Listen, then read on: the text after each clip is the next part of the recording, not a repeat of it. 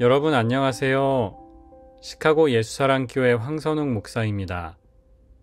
오늘도 말씀을 먹고 살고 그래서 별꼴을 다 보는 하루가 되시길 소망합니다. 2월 9일 금요일 말씀으로 여는 아침입니다. 오늘 우리에게 주시는 말씀은 마가복음 13장 14절에서 27절의 말씀입니다. 황폐하게 하는 가증스러운 물건이 서지 못할 곳에 선 것을 보거든 읽는 사람은 깨달아라. 그때에는 유대에 있는 사람들은 산으로 도망하여라. 지붕 위에 있는 사람은 내려오지도 말고 제 집 안에서 무엇을 꺼내려고 들어가지도 말아라. 들에 있는 사람은 제 겉옷을 가지러 뒤로 돌아서지 말아라. 그날에는 아이 벤 여자들과 젖먹이가 딸린 여자들은 불행하다. 이 일이 겨울에 일어나지 않도록 기도하여라.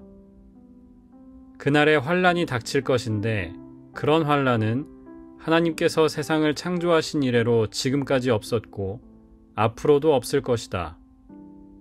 주님께서 그 날들을 줄여주지 않으셨다면 구원받을 사람이 하나도 없을 것이다. 그러나 주님께서는 주님이 뽑으신 선택받은 사람들을 위하여 그 날들을 줄여주셨다. 그때 누가 너희에게 보아라 그리스도가 여기에 있다.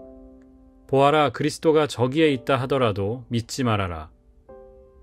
거짓 그리스도들과 거짓 예언자들이 일어나 표징들과 기적들을 행하여 보여서 할 수만 있으면 선택받은 사람들을 홀리려 할 것이다. 그러므로 너희는 조심하여라. 내가 이 모든 일을 너희에게 미리 말하여 둔다. 그러나 그 환난이 지난 뒤에 그날에는 해가 어두워지고 달이 빛을 내지 않고 별들이 하늘에서 떨어지고 하늘의 세력들이 흔들릴 것이다. 그때 사람들이 인자가 큰 권능과 영광에 쌓여 구름을 타고 오는 것을 볼 것이다. 그때 그는 천사들을 보내어 땅끝에서 하늘 끝까지 사방에서 선택된 사람들을 모을 것이다. 이는 주님의 백성에게 주시는 주님의 말씀입니다. 하나님께 감사드립니다. 오늘 말씀은 마지막 때에 관한 말씀이지요. 예수님께서는 예루살렘에서의 말씀과 사역을 통해서 그곳에 있는 기득권 세력들을 정죄하셨습니다. 돌 하나도 돌 위에 남지 않을 것이라고 말씀하셨지요. 이 말씀은 바꿔 말하면 기존에 단단하게 잡혀있던 우리가 영어로 스테러스 쿠어라고 하잖아요. 그 질서가 완전히 무너지고 대혼란이 찾아온다는 얘기였습니다. 아마 제자들은 자연스레 그런 생각을 했을 것 같아요. 하나님의 성전이 무너진다고? 그곳에 계시겠다고 약속하신 하나님이 계신 그 성전이 무너지면 어떻게 되는 것인가? 하나님이 택하신 이스라엘을 버리신다는 말인가? 그러면 이제 우리는 어떻게 되는 것인가? 아마 이런 질문을 했을 겁니다. 주님은 자연스레 마지막 때에 관해 말씀해 주십니다. 종말이라는 말을 들으면 자연스레 떠오르는 것들이 있지요.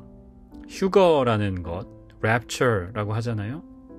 환난, 박해, 심판 이런 단어들입니다.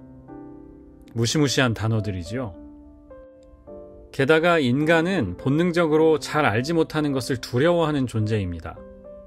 저도 어렸을 때 집에 종말에 관한 2권짜리 만화책이 있었습니다.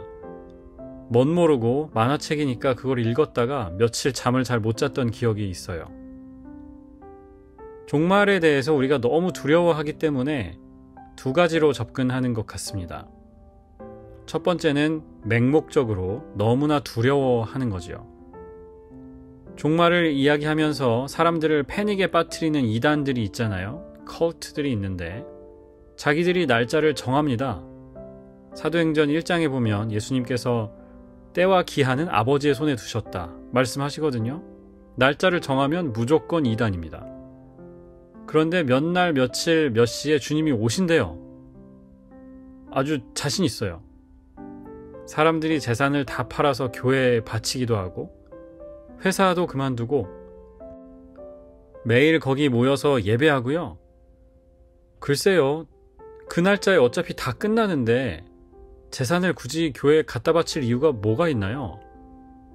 세상에 끝이 오는데 교회는 그 재산이 왜 필요합니까? 저도 흥분을 좀 가라앉히고 다시 해보겠습니다. 어쨌든 맹목적으로 패닉하고 두려워하는 것이 첫 번째 반응입니다. 두 번째 반응은 정반대입니다. 너무 두렵기 때문에 아예 생각을 안 하는 겁니다. 아, 종말이 언젠가는 오겠지. 하지만 지금은 생각하기 싫어요. 무섭거든요. 뭘 해야 될지도 모르겠고 그때 되면 뭔가 방법이 생기겠지. 아예 신경 끄고 사는 겁니다. 자기 현재의 삶에 집중하고요. 일에 집중하고 마치 종말이라는 것이 오지 않을 것처럼 사는 겁니다. 이 두 가지 다 극단적인 반응이고요. 둘 다 잘못된 반응입니다. 종말을 무서워하면서 벌벌 떨면서 거기에만 매여서 사는 것도 문제이고요. 아예 종말이라는 것이 없는 것처럼 세상 사람들과 아무 차이 없이 사는 것도 문제입니다. 종말론의 핵심은 하나님의 주권입니다. 중요한 이야기니까 한 번 더 하겠습니다. At the core of eschatology, there is God's sovereignty. 종말의 핵심은 하나님의 주권입니다. 지금 우리가 사는 세상은 어떻습니까? 하나님의 다스리심이 명확하지 않습니다. 하나님의 권능이 보이는 것 같기도 하고 안 보이는 것 같기도 합니다. 믿음으로 봐야만 볼 수 있지요. 믿음 지키면서 열심히 산다고 꼭 잘 되느냐? 그렇지 않습니다. 욥처럼 의롭게 살아도 고통을 당하기도 하지요. 반대로 죄짓고 다른 사람들 이용해 먹고 속이고 욕심부리며 살아도요, 꼭 처벌받는 게 아닙니다. 오히려 법의 테두리를 넘나들면서 잘만 살잖아요. 지금 이 땅에서 하나님의 통치는 희미합니다.